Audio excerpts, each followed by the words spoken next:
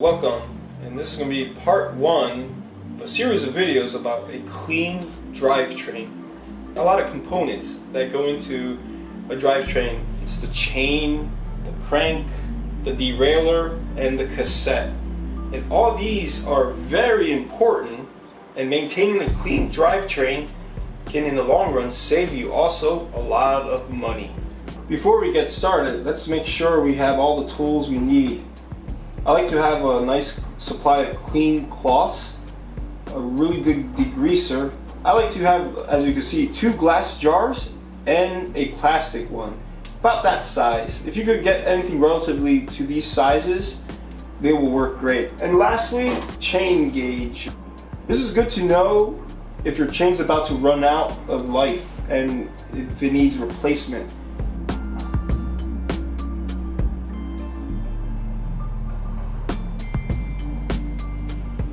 The chain, one of the most complex parts of a bike. The first step today is find the link on the chain where we can break the chain. So let me locate the chain link to easily remove it. You run the chain a little bit and you look for a chain link that looks different from everyone else. There it is. When you have something like this, Wippermann Connex, easy. And right now, we're going to remove the chain. And this is a relatively new chain, and as you can see, it's not dropping. I test multiple spots just to ensure. If it falls at the 0.75, it means it's time to go. And if it falls at 1, not only does the chain have to go, but also your cassette. I like to change out a chain before this happens, just so I could expand the life of the rest of my drivetrain. Because the chain in the end is the cheapest part of a drivetrain. My cleaning method is not your conventional method, but I developed it over time where it's quicker and more efficient. I used to use these plastic things that have handles or attached to your bike where you like turn the crank and it cleans the chain with little brushes and stuff. But in the end I realized they're kind of like a waste of money and they break on you and they also waste fluid. And what I'm going to do is going to seem like I'm using a lot of fluid, but in the end I feel like I'm saving because I'm going to be reusing the same fluid over the same period of time. And that's where this bottle comes in. This is the citrus cleaner where I recycled it. Every time I use it, I put it in another jar, which is here, and it filters in a way, like all the grime goes to the bottom and the clean stuff goes here, and then I pour it back into here.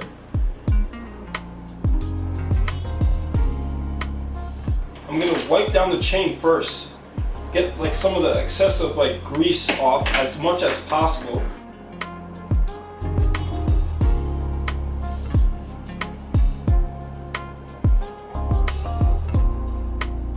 The more grease you take off, the quicker it's going to be. So let me put this in here. I use plastic now for this part, is because it won't make that much noise or break. But never store the citrus cleaner in plastic because it will actually melt it. Now this is actually pure citrus cleaner. It gets kind of darker over time when you reuse it, but I don't like to dilute because it makes it weaker. So, ooh, I spilled some. Let me just pour some in here. Now that I poured some in here, I'm going to shake it.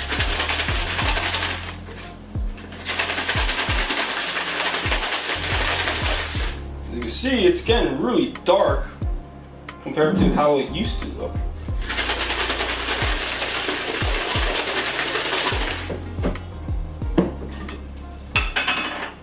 And I'm going to now pour it in here. Being very careful not to pour also the chain braking link. As you can see, the chain's already clean. But I'm not done just yet. I'm gonna go through another session. So I'm gonna pour some more in here.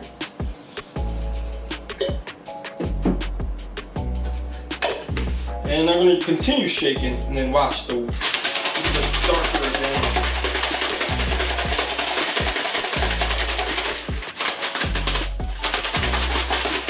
And relax, it's metal, it's not like it's going to break or anything. And again, this is why I'm using a plastic container.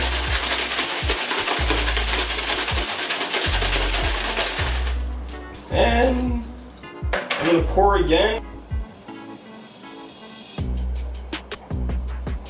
Well, it depends on how dirty your chain is.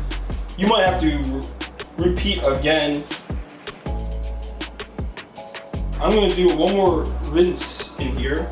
And as you see, there's still some like particles and grime. And that's going to go with the cleaning solution. So it's better to get it out now. Or as much of it as possible. So I'm going to put this here. I'm going to pour this in here. Now I have this here with me in case I need to use more. Because sometimes I don't have enough recycled fluid. Now I'm paying attention as I'm pouring that the liquid's not going to get dark. Okay, see? That has some darkness in here, so I had to stop for right there. Now, as you can see, you can still see the chain in here. I'm going to shake it again.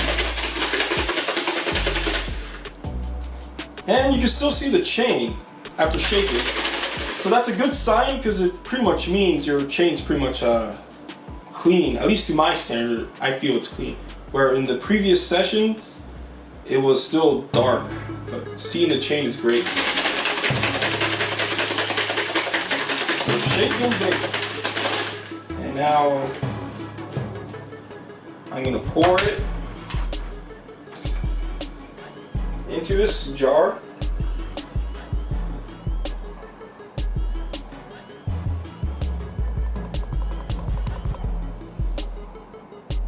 Actually, this is probably a cleaner towel, so let me use this one here.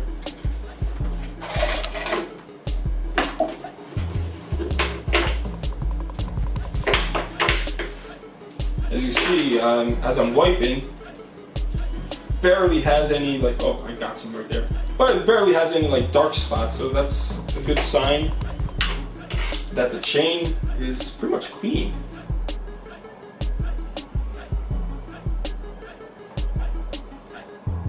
And now, as you can see, this stuff here, this is the fluid we use to clean the chain, and you can see how it's very black and murky. But give it like a day or two and you're going to see it clearing up. And what we're going to do in the future is reuse the same fluid to clean the chain again and other components if necessary.